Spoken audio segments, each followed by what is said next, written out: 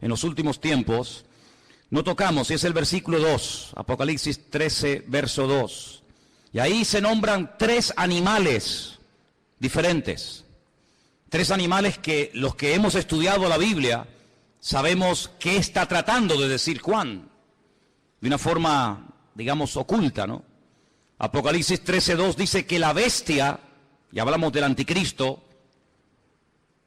era semejante a un leopardo, pero sus pies eran como de oso, pero su boca dice que era como boca de león. ¿Te das cuenta? Hay 3 animales diferentes.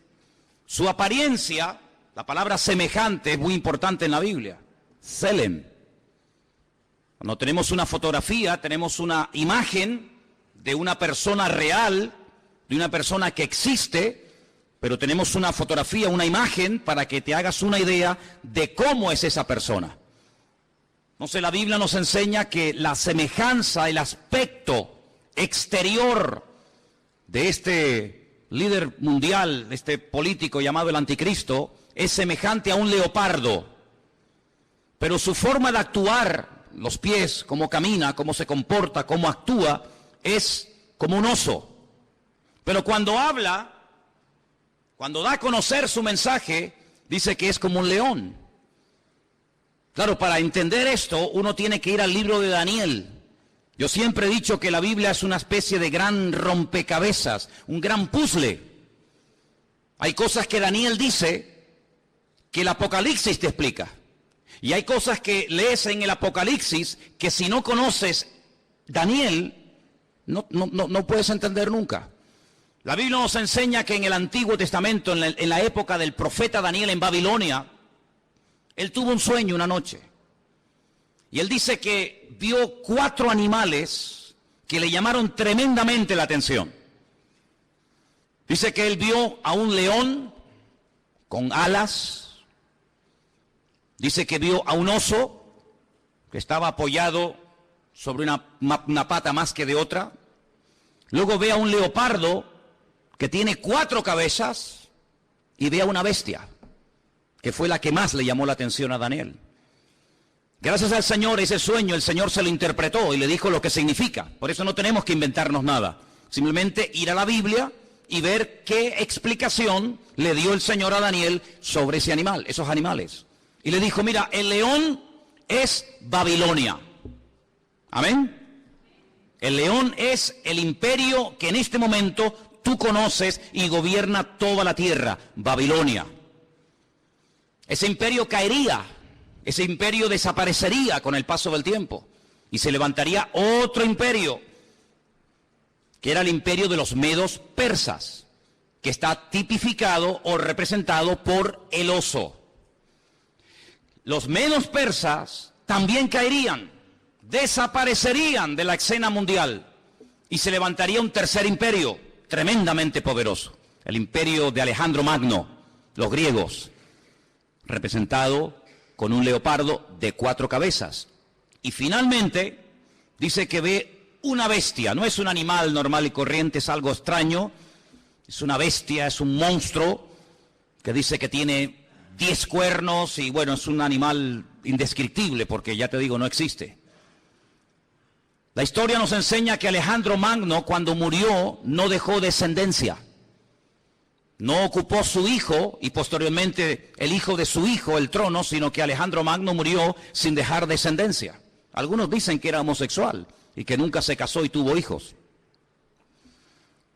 Su imperio, que era un imperio enorme, que se extendió por todas partes del mundo conocido, cuando él muere, se divide en 4 pedazos.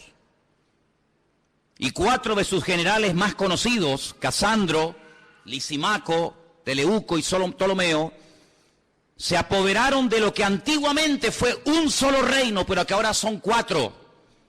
Y cada uno toma posesión de uno de estos pedazos. Así que sabemos que el león es Babilonia, el oso son los persas o los iraníes, y el leopardo era Grecia. ¿Y qué es lo que está diciendo el Señor a Juan en Apocalipsis capítulo 3? Que cuando aparezca en la escena mundial este hombre, que vamos a llamarlo el anticristo, va a tener de todo un poco. Su apariencia, su aspecto va a ser el de un leopardo, es decir, el de un griego. Cuando él se mueve, se comporta, toma decisiones y actúa, dice que actuará como un oso, es decir, como un persa. Pero dice que cuando abre la boca y hable, se va a comportar como un león, como un babilónico. Claro, hay que ir a la historia y analizar y estudiar cómo eran esos pueblos. Porque aunque eran todos imperios terribles y paganos y idólatras y despiadados, hay características de unos que otros no tienen. Por ejemplo, los griegos le dieron mucha importancia al aspecto físico, al hedonismo, al vivir bien, al pegarte la gran vida. Pero cuidado, no eran ateos. Los griegos no eran ateos. Les recuerdo que cuando el apóstol Pablo fue a Grecia, a un lugar público llamado el Areópago, donde se compartían las enseñanzas, y allí estaban los filósofos de la época, el apóstol Pablo dijo: hoy paseando por vuestra ciudad, por Atenas, he observado que ustedes los atenienses sois gente muy religiosa. No eran ateos, pero eran religiosos.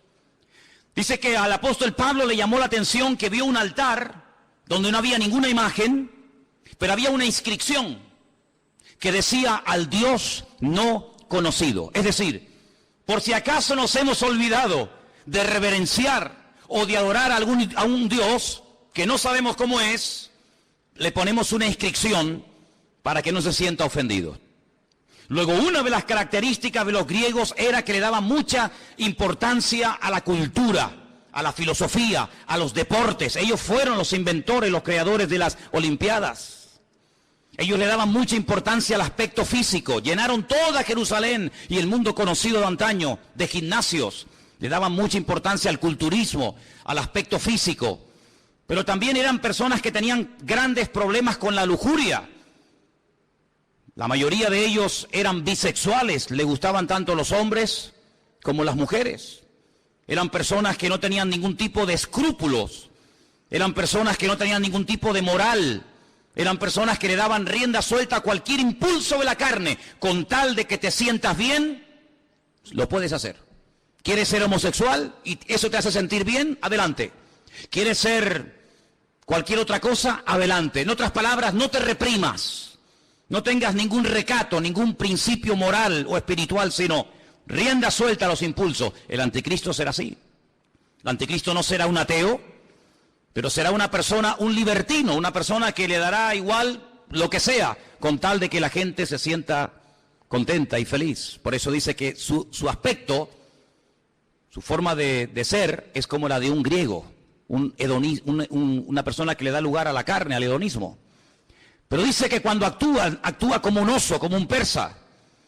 Y hermano, es interesante notar porque el imperio persa siempre tuvo algo muy interesante entre ellos, y es que siempre tenían una intención de expandir su territorio. Saben que desde hace muchos años ha estado mareando la perdiz los persas, Irán, pero una de las cosas que quieren es, siempre lo han querido y lo han dicho y no lo han ocultado, es la destrucción y aniquilación total y absoluta del Estado de Israel. Israel ha amenazado en varias ocasiones a Irán porque sabe que están construyendo armamento nuclear, no con fines, digamos, científicos, sino con fines militares. Irán recientemente dijo: si somos atacados por Israel, tenemos en este momento 80.000 misiles apuntando a la ciudad de Jerusalén y la destruiremos en cuestión de minutos. Es lo que ellos dicen. Por lo tanto, aunque aparentemente es una persona pacífica y educada y con una cultura tremenda, por otra parte, en su corazón es una persona que le gusta la guerra. Dice la Biblia, recuerden, la semana pasada cuando hablamos de este personaje, dice que él cambia de religión. Dice que al Dios de sus padres lo deja de adorar y comienza a adorar a Alá Maozín, al Dios de las fortalezas o al Dios de la guerra. Es una de las características del anticristo. No es un ateo, pero es una persona que utiliza lo espiritual, lo religioso, para fundarse en esa fuerza espiritual que da, por así decirlo, la religión y emprender guerras. Todos sabemos que muchas guerras se han emprendido y las que faltan en nombre de Dios o en nombre de la religión. Los protestantes han matado gente, los católicos han matado a gente. No hay ni una sola religión que no esté manchada de sangre. Todos han utilizado el nombre de Dios. Cuando la famosa guerra del Golfo, veíamos a Saddam Hussein orando para recibir fuerzas para atacar a los americanos y vencerlos, pero también veíamos en las iglesias de Norteamérica orando a los creyentes para que los soldados norteamericanos no murieran, y vemos que se mezcla todo, lo político, lo religioso, lo espiritual. Así será el anticristo, un sincretismo, una mezcla de todo, una mala utilización del nombre de Dios, utilizando a Dios para beneficios personales. Pero dice que cuando él habla como un león, es decir, será un ser arrogante. Los babilónicos, si algo tenían que les caracterizaba, era la arrogancia, la soberbia. Se creían que eran los amos, los dueños del mundo. Así será este personaje. Pero este personaje del cual hablamos la semana pasada, que es la primera bestia, la que sube del mar entre las naciones, de los pueblos, entre los gobiernos, tendrá el apoyo total y absoluto de otra bestia que vamos a ver sus características. Apocalipsis capítulo 13, versículo 11. Y fíjese en esta palabra.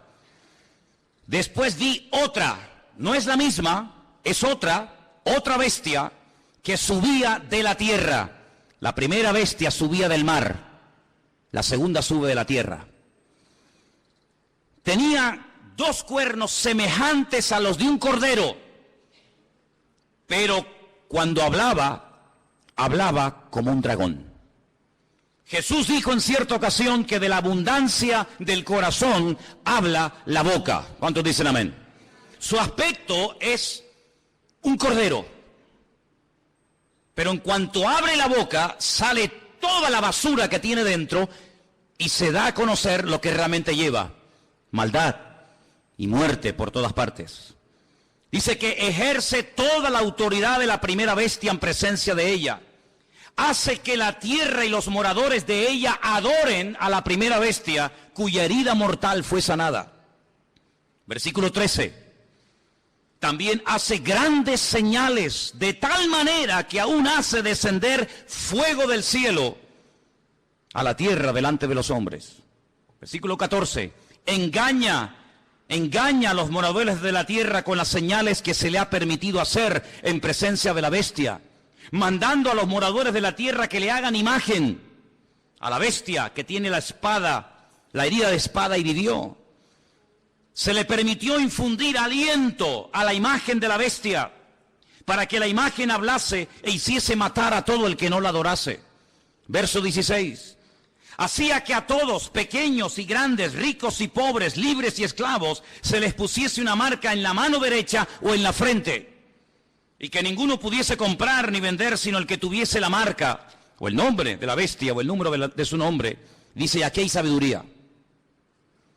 El que tiene entendimiento, dice, el que tiene entendimiento cuente el número de la bestia, pues es un número de hombre, y su número es 666. Es decir, que en los últimos tiempos surgirá un nuevo orden mundial. El mundo no será como lo hemos visto hasta el día de hoy, donde cada uno hace lo que le da la gana y cada uno gobierna. No. En los últimos tiempos habrá un nuevo orden mundial dirigido y capitaneado por un presidente mundial que tendrá una fuerza militar, económica y política increíble. Y a este personaje se le conoce vulgarmente con el nombre del anticristo, el que se opone a Cristo, el que quiere suplantar la figura de Cristo. Pero tendrá a una persona que la Biblia lo llama, fíjense qué curioso, falso profeta. Si analizamos toda la Biblia, vemos que la figura de los profetas era algo muy importante. La Biblia está llena de verdaderos y auténticos profetas. Daniel, Jeremías, Isaías, Habacuc, Sofonías, Malaquías, cientos de buenos profetas. ¿Qué era un profeta? Un profeta era un hombre de carne y hueso, como cualquiera de nosotros, con una comunión con el Señor tremenda, que a través de sueños o de visiones o por voz audible recibía mensajes del Eterno, recibía mensajes del Señor para transmitirlos al pueblo de Israel, para que de esa manera el pueblo no pecara. para que de esa manera el pueblo no terminara adorando a otros dioses, para que el pueblo supiera en todo momento lo que tenía que hacer y lo que no tenía que hacer. Un profeta era una bendición para el pueblo. ¿Por qué? Porque era el nexo que unía al pueblo con Dios y a Dios con el pueblo. Era la persona que hacía la función de la boca de Dios. Cuando Dios quería decirle algo al pueblo, hablaba a través del profeta. Pero dice la Biblia, y la Biblia está llena de ejemplos de falsos profetas. Hay capítulos enteros en Jeremías, en Ezequiel y otros libros que nos hablan acerca del daño tremendo que hacían los falsos profetas. Por ejemplo, la Biblia dice que cuando las tropas del rey Nabucodonosor habían rodeado la ciudad de Jerusalén, había falsos profetas que decían: tranquilos, no pasa nada, no se preocupen, vamos a ganar la guerra. Nabucodonosor va a ser derrotado, se va a cansar y se va a marchar a su tierra. Vienen tiempos de paz, vienen tiempos de abundancia, vienen tiempos de prosperidad. Pero había uno llamado Jeremías, que era el verdadero profeta, y decía: no les crean, les están mintiendo, es mentira, no viene paz, viene guerra. El enemigo no se va a ir, nos va a destruir, nos va a destruir la ciudad, nos va a quemar el templo, va a matar a nuestros jóvenes. Siempre hubieron falsos profetas que engañaban al pueblo. Siempre había falsos profetas que venían supuestamente en nombre de Dios. Y la gente, lógicamente, en muchas ocasiones, le hacía más caso y prestaba más atención a los falsos profetas que a los verdaderos profetas. ¿Por qué? Porque el falso profeta decía lo que el pueblo quería oír. El verdadero profeta muchas veces iba en contra de la voluntad del pueblo. Por eso a la mayoría de los profetas los terminaban matando. ¿No dijo el Señor: Jerusalén, Jerusalén, que matas a los profetas y apedreas a los que yo te envío? ¿Cuántas veces quise juntar a mis hijos como la gallina junta sus polluelos y no quisisteis? La ciudad de Jerusalén pasó a la historia como una ciudad que mataba a los profetas. Porque los profetas confrontaban, los profetas hablaban claro, los profetas no eran aplaudidos, eran gente odiada. Era gente que muchas veces tenía que vivir totalmente dependiendo del Señor, porque los querían matar, los querían torturar y querían taparles la boca a cualquier precio.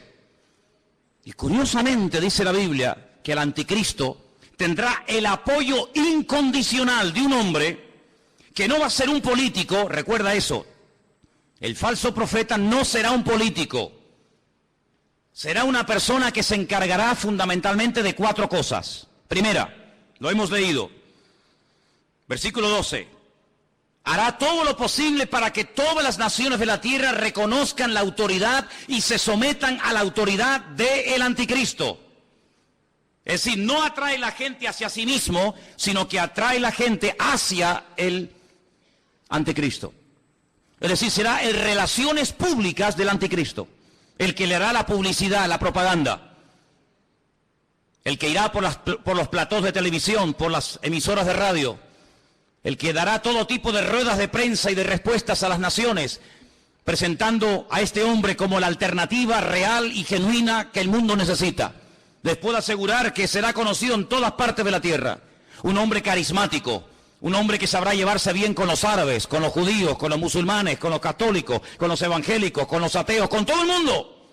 Un hombre con un don de palabra extraordinario y un hombre que lo que pretende es desviar la atención de la gente hacia el Dios vivo y verdadero y llevarlos a la ruina, diciéndole a la gente: este hombre es lo que el mundo necesita. Este hombre es el que va a solucionar los problemas de la crisis, del paro, los problemas económicos, los problemas entre palestinos y judíos. Este lo va a solucionar todo. Primera función del falso profeta. Segunda, versículo 13, también hará grandes señales. La Biblia no dice qué tipo de señales hará, pero curiosamente menciona una que es tremendamente poderosa. Y dice que hará descender fuego del cielo a la tierra delante de los hombres. Solamente hubo un hombre en toda la historia de la humanidad que en un momento oró y cayó fuego del cielo, demostrando que el Dios que él adoraba y honraba era el verdadero Dios, y era el profeta Elías. En el monte Carmelo, dice la Biblia, que allí hubo una confrontación del mundo de las tinieblas contra el mundo espiritual, contra el mundo del Señor. Y el profeta Elías dijo, la respuesta no tiene que ser a través de un sueño, la respuesta no será a través de una visión, a través de un ángel, sino la respuesta tiene que ser algo contundente y visible a kilómetros. Y allí en lo alto de ese monte en el que hemos estado en cantidad de ocasiones, desde donde se tiene una perspectiva de una zona geográfica muy grande de Israel, allí él oró y dice que descendió fuego del cielo y 400 profetas falsos de Baal fueron degollados en aquel día. Nunca más nadie ha hecho eso. Bueno, perdón, una vez unos hermanos en el Nuevo Testamento, cuando fueron a entrar a una ciudad, a evangelizarla, a hablar del Señor, y no los quisieron oír, le dijeron al Señor, Señor, ¿nos das permiso para que oremos y caiga fuego del cielo y los destruya a todos? Y el Señor les dijo, no, queridos, yo no he venido a eso. Monarjes, hijos del trueno, no les dio autorización para que oraran, para que cayera fuego del cielo. Pero en los últimos tiempos habrá un hombre que por un poder satánico, por una unción falsa, pero poderosa al fin y al cabo, dice que tendrá la capacidad de sorprender a las naciones haciendo caer fuego del cielo.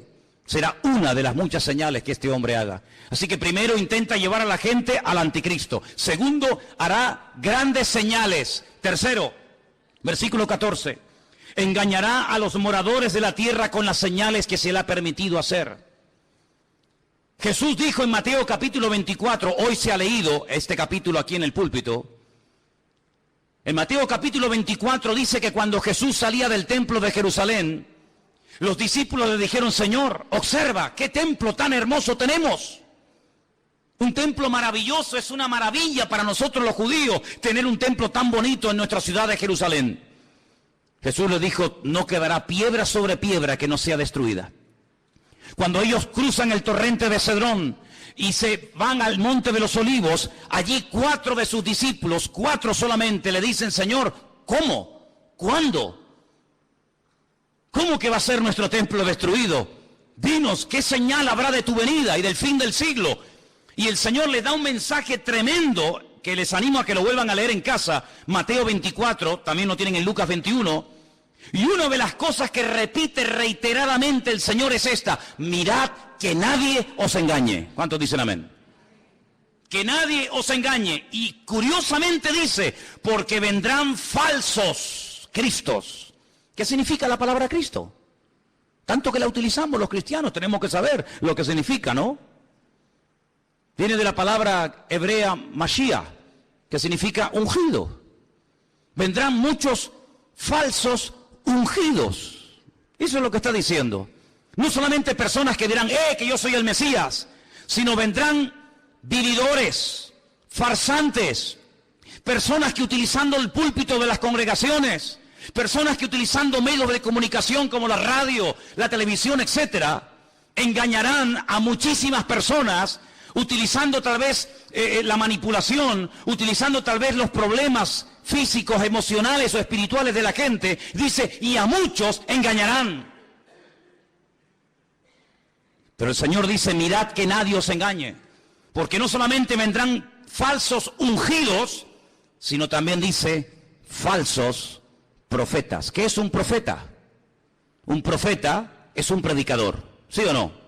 Es uno que predica, es uno que proclama un mensaje, en este caso un mensaje bíblico, un mensaje de Dios. Dice, pues vendrán falsos predicadores.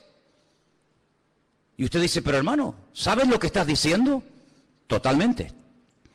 Y ya han comenzado a proliferar por todas partes del mundo. Falsos predicadores, falsos evangelistas, falsos maestros, falsos profetas, que incluso a veces con milagros o con señales llegan a seducir y a engañar a la gente. Y no es algo nuevo, lo estamos viendo de hace 10 años a esta parte, en todas partes del mundo.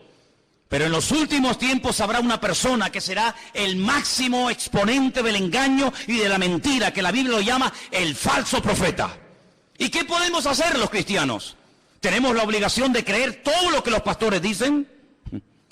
¿Tenemos la obligación de creer todo lo que la gente predica en un púlpito? Rotundamente no.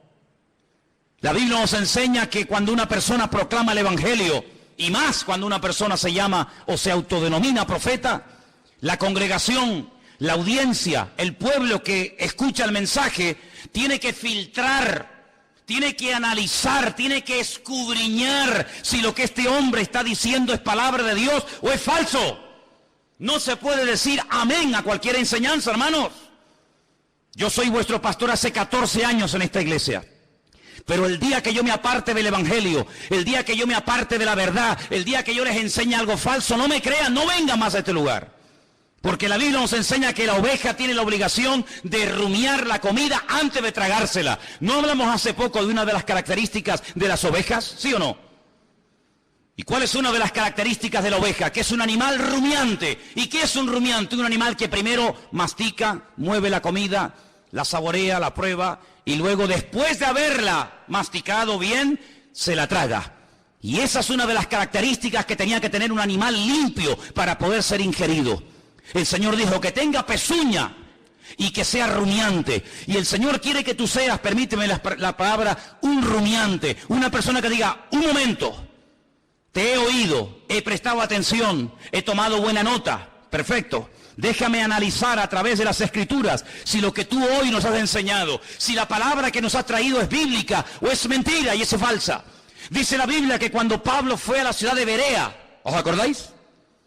Dice que los judíos de la ciudad de Berea escucharon a Pablo durante varias semanas, durante varios días de reposo en la sinagoga, compartir la palabra. Pero dice que eran gente más noble que los de Tesalónica. ¿Por qué dice la Biblia que los judíos de Berea eran diferentes a los judíos de Tesalónica? Dice, porque ellos comprobaban cada día en las Escrituras si las enseñanzas que el apóstol Pablo le daba a la congregación eran palabra de Dios o no eran palabra de Dios. ¿Cuántos dicen amén? Por lo tanto, hermanos, yo siempre les he animado, siempre les he dicho, y lo seguiré diciendo cada día, que ustedes tienen la obligación de escudriñar las Escrituras, de conocer la palabra de Dios, de no tragarse todo lo que oigan, de no tragarse todo lo que vean y oigan en internet, de no decir amén a todo, de no abrir su corazón a cualquier ministerio, de no dejarse ministrar por cualquier persona que aparentemente tiene palabra, hace milagros, señales y prodigios, pero alto, la Biblia nos enseña que el falso profeta no solamente será un tremendo predicador, un tremendo orador increíble, sino que además será una persona que su ministerio, entre comillas, estará caracterizado por señales, milagros y prodigios. ¿Qué te parece? Pero ¿sabe qué? En el versículo 13 dice que este hombre hará grandes señales, grandes señales. Usted tiene que prestar atención a esas señales. ¿Por qué? Porque no toda señal es evidencia de que le está dando gloria y honra al Señor y que esa unción viene de parte del Señor si no sabe Dios de dónde viene. El falso profeta se diferencia del anticristo en tres cosas muy importantes. Primero, su procedencia es diferente. El mundo de la política produce, permítame la expresión, la política produce, es el terreno donde se levanta el anticristo. El falso profeta no se levanta del mundo de la política. El falso profeta se mueve en el terreno religioso, en el terreno espiritual.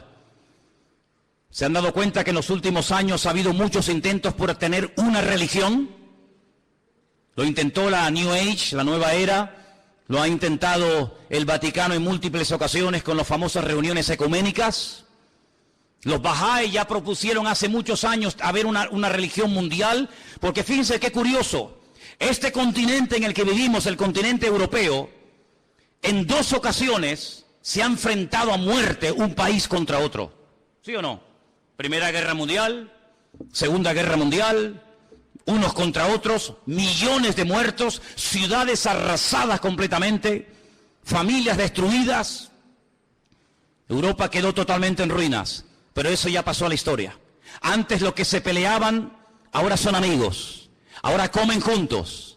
Ahora hacen negocios juntos. Ahora se venden los productos unos a otros. Luego ya no estamos en un tiempo de guerra en Europa. Estamos, entre comillas, en un tiempo de paz. Ya no nos peleamos unos contra otros, ¿ve? Porque en una guerra todos pierden. Ahora nos unimos en una unidad política y económica y donde tenemos todos en común una misma moneda.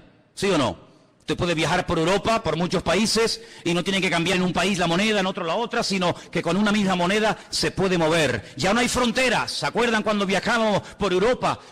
Ya no hay fronteras. Puedes pasar de un país a otro prácticamente ya. A cualquier hora puedes pasar de un país a otro. Pero falta una unidad.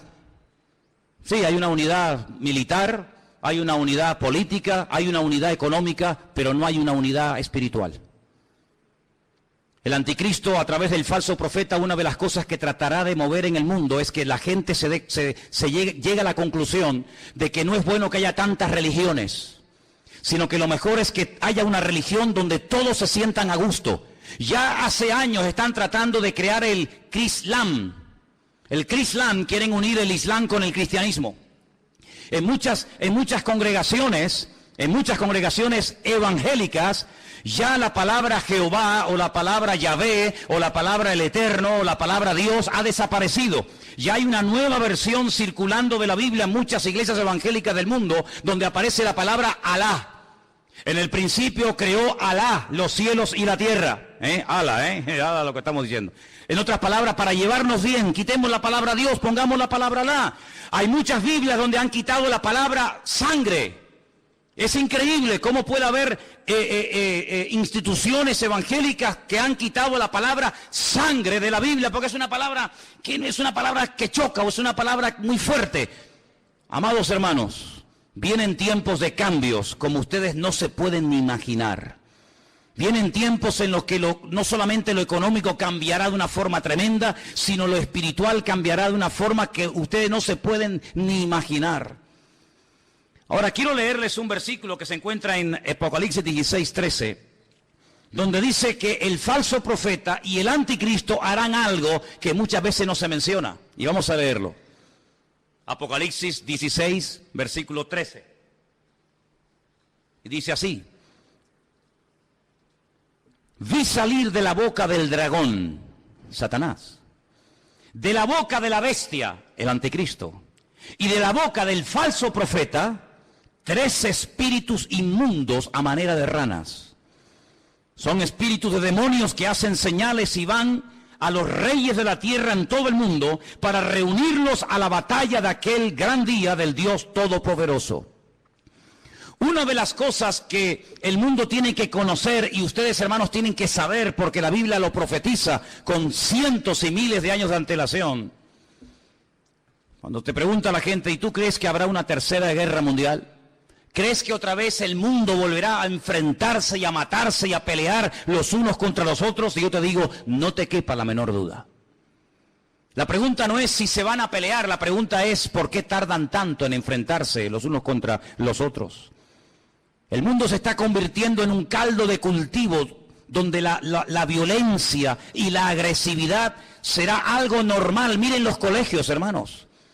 Hay muchos colegios en los Estados Unidos que es un peligro. Porque cuántos niños, cuántas docenas de jóvenes han entrado armados a un colegio y han asesinado a cantidad de compañeros. Amados hermanos, la violencia va a ser una de las características de los últimos tiempos. Habrá violencia en la sociedad, violencia en el tráfico, violencia en las iglesias, violencia en los parlamentos, violencia por todas partes. El Señor Jesucristo dijo que Él vendría, pero antes de que Él viniera, los tiempos en los cuales viviríamos serían como los días de Noé. Y cuando uno observa la generación en la que le tocó vivir a Noé, no era una sociedad pacífica. Cuidado, era una sociedad tremendamente avanzada para la época en la que vivía. Fijaros lo que querían construir. En la época de Noé se quiso construir el edificio más alto del mundo, un sigurat, una torre que llegara al mismo cielo, a la misma presencia de Dios, con el objetivo de demostrarle a Dios que a través de la tecnología de la época, el hombre era capaz de desafiar al mismo Dios y de llegar a su presencia no a través del medio establecido por Dios, sino a través del medio de la mente humana. La tecnología puesta al servicio del mal. ¿Piensan ustedes que el anticristo y el falso profeta no echará mano de la tecnología de la época para engañar y meterse en miles y en miles y en millones de hogares? No les quepa la menor duda. No les quepa la menor duda. Así que en los tiempos de Noé no fue como en los tiempos del diluvio. Bueno, pero fue en los tiempos del diluvio, no fue como los tiempos de la Torre de Babel. En los tiempos de la Torre de Babel, la Biblia nos enseña que Dios no destruyó a la humanidad, sino que la separó y la confundió. ¿Por qué? Porque habían aprendido un secreto tremendo. ¿Cuál fue? La unidad.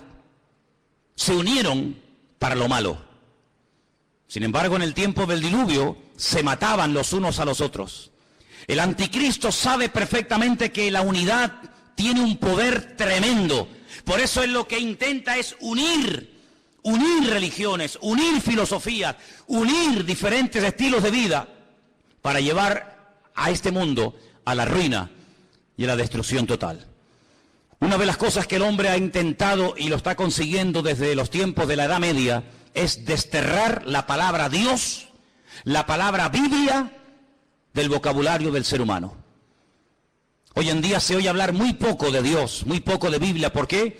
Porque los hombres a lo largo de la historia han intentado destruirse los unos a los otros. Pero el objetivo final del diablo es destruir a Dios, quitar a Dios del vocabulario de la gente. ¿Y qué es lo que hace el falso profeta? Levantar al anticristo para que lo adoren a él.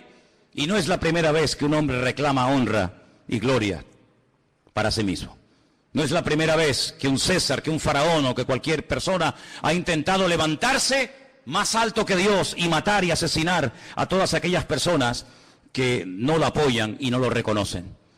Una de las cosas que hará el falso profeta es algo tremendo. Dice que marcará, sellará a la gente. Ahora, esto no es nada nuevo. Si ustedes leen esta noche tranquilamente en casa el capítulo 9 de Ezequiel, recuerden, Ezequiel capítulo 9, ustedes se van a dar cuenta que el Señor, antes de ir a la ciudad de Jerusalén y permitir que las tropas enemigas la destruyeran, Él dijo, ponle una marca a mis hijos en la frente y en la mano. Para marcar, hacer una diferencia entre el que cree y en el que no cree, el que es mío y el que no es mío. Y dice la Biblia que marcaban a la gente en las manos. El anticristo, el diablo, que es un imitador de la obra de Dios, lo que intentará es marcar a la gente como si fueran animales. Ya hablamos la semana pasada de ese famoso microchip. Un sistema muy interesante, muy moderno, que intentará facilitarle la vida a la gente, sobre todo a la hora de comprar, a la hora de vender, a la hora de viajar, no perder el dinero, tener en todo momento encima tuyo todos tus datos económicos, tus datos de vacunas, etcétera, etcétera. Ese microchip ya existe. No es una ciencia ficción. Los animales, los perros, me imagino que en Suiza será igual. Aquí es obligatorio que los animales tienen que llevar un chip. Y si un animal se pierde con una máquina, el doctor, el veterinario, sabe en todo momento cómo se llama ese animal, si está vacunado, dónde vive, cómo se llama su dueño, etcétera, etcétera. Pues lo que empezó con los animales, terminará con el ser humano. Porque para el diablo los seres humanos son como animales. Por eso la famosa teoría de la evolución equipara y nivela al hombre al nivel de la bestia. En la famosa Constitución Europea, creada, diseñada y escrita por el famoso Jacques Chirac, jefe de toda la masonería europea, él puso al mismo nivel a un animal que a un hombre, de tal manera que si un hombre quiere casarse con un perro, con un gato, con una vaca o con cualquier animal, lo puede hacer. ¿Por qué? Porque al fin y al cabo todos somos animales. Sin embargo, desde el punto de vista bíblico, Dios dignifica a la raza humana por encima del animal. ¿Cuántos dicen amén? El animal está para servir al hombre, no el hombre para servir a la bestia. Pero en los últimos tiempos Satanás intenta marcar a los hombres como si fueran animales. Y les cierra las posibilidades de poder comprar, de poder vender, de poder buscarse la vida si no te dejas marcar. Pero esa marca, esa especie de microchip indeleble, invisible, que no molesta, que está ahí dentro y ni te enteras que está, también permite en todo momento tener a la población mundial localizada en cualquier parte donde se encuentre. Así de claro.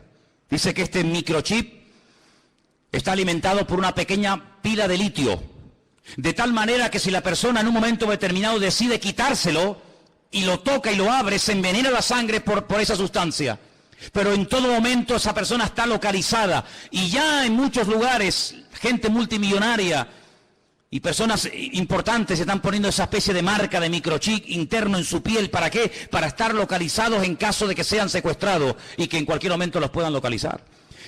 Sí, suena como ciencia ficción, ¿verdad? Suena como algo de Steven Spielberg, ¿no? Suena como algo que tú dices, pero esto es una cosa increíble. Vuelvo a hacerles la pregunta que les hice el domingo pasado. ¿Cómo hace 2000 años un hombre llamado Juan, pescador de Galilea, un hombre que no fue a la universidad, ni tuvo en sus manos nunca un ordenador, ni tuvo nunca en sus manos un móvil, ni toda la información que tú y yo podemos tener ahora mismo? ¿Cómo es posible que este hombre nos dé unos datos de la civilización de los últimos tiempos de una forma increíble, hasta el punto que hay momentos en los que él llora escribiendo el libro del Apocalipsis, viendo lo que se avecina y viendo lo que viene? Es el hombre que dice que en los últimos tiempos el famoso río Éufrates se secará para que millones de soldados vengan desde el norte, casi diríamos como que en línea recta, y se den cita en el valle de Jezreel, en la zona de Megiddo, para llevar a cabo la gran batalla, la famosa batalla del Armagedón. Sabemos que en el punto de mira hay un pequeño pueblo que tiene 22.000 kilómetros cuadrados. Un pueblo que ha sido el pueblo más odiado, más perseguido de toda la historia de la humanidad. Y es el pueblo de Israel. Así de claro. Dios decidió que su hijo naciera en una pequeña aldea insignificante de Israel llamada Betlehem, la casa del pan. Belén la conocemos nosotros.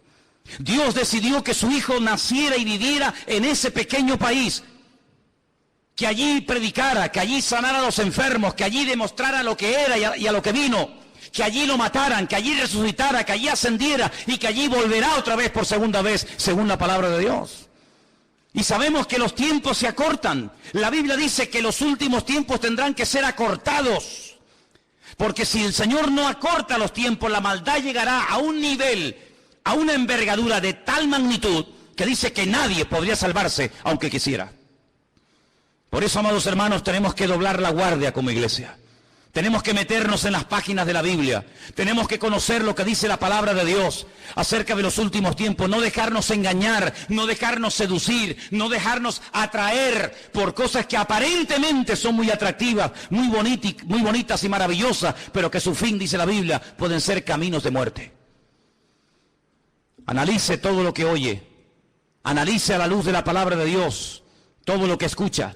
Porque la palabra de Dios nos enseña que los últimos tiempos serán tiempos de engaños, tiempos de falsas profecías, tiempos de falsos milagros. Ahora bien, la gente está tan necesitada, tan desesperada, que se agarrarán a un clavo ardiendo con tal de salir de su desesperación.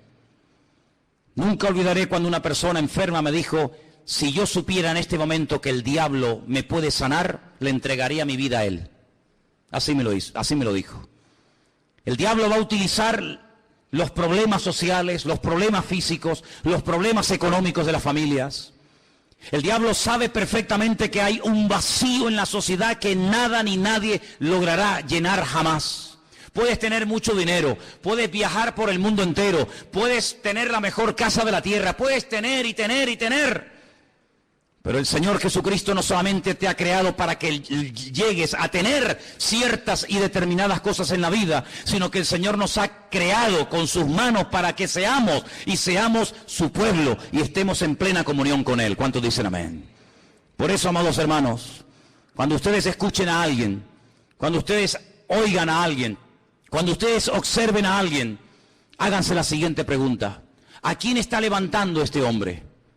¿A quién intenta glorificar? ¿Hacia quién intenta desviar la atención? ¿Hacia él mismo? ¿O lo que intenta esta persona es levantar en alto el nombre que es sobre todo nombre, el nombre de Jesús, para que la gente adore al Rey de Reyes y al Señor de los Señores? Esa es una de las características de un verdadero hombre de Dios y de un verdadero cristiano y cristiana. Una persona que no intenta llamar la atención sobre sí mismo, sino que emplea su testimonio, su antigua vida, sus malos hábitos, etcétera, etcétera, para que la gente reconozca que el cambio se ha producido, no porque se le ha propuesto, no porque tuvo una fuerza de voluntad increíble, sino porque hubo un Dios todopoderoso que le transformó, que lo cambió y que lo llenó y que hoy le da la gloria a ese Dios. ¿Cuántos dicen amén? Así que, amados hermanos, el falso profeta, Qué interesante. Hay iglesias que se llaman, y no tengo nada en contra de ese nombre, pero iglesias que han decidido llamarse Iglesia de la Profecía. Y hay muchísimas personas que les encanta todo lo profético. He ido incluso a algunas reuniones, he ido a algunas convenciones, no muchas, pero alguna vez he escuchado personas que cuando van a un evento, a una conferencia, a un culto especial, lo que te dicen es: he venido aquí porque este hombre o esta hermana o esta mujer tiene profecías y tiene palabras para mí. Y la gente hace cola y espera horas para que vaya una persona y le imponga las manos y algo con voz bajita, la mayoría de las veces le susurre al oído y le diga que va a ser y que va a tener y que va a ser prosperado y que va a ser bendecido. Y la gente agarra esa palabra como si fuera una palabra de Dios, cuando la única palabra de Dios que tenemos es esta que tenemos en nuestras manos. ¿Cuántos dicen amén? Si usted busca palabras, si usted busca consejos, si usted busca algo que le oriente para saber si me caso o no me caso, si me voy o me quedo, si compro o no compro, es la bendita palabra de Dios. Dice el salmista: lámpara es a mis pies tu palabra y lumbrera mi camino. No busques en los hombres lo que solamente en Dios puedes encontrar. Si buscas palabra, métete en tu aposento, dice la Biblia, cierra tu puerta. Y tu Padre que te ve en lo secreto, dice, te recompensará en público. Pero qué fácil es ir a una persona para que nos diga esa persona supuestamente en nombre de Dios lo que yo tengo que hacer. Cuidado, porque la Biblia dice que en los últimos tiempos el don de la profecía será mal usado para engañar y para seducir a las almas inconstantes. Claro que creemos en las profecías.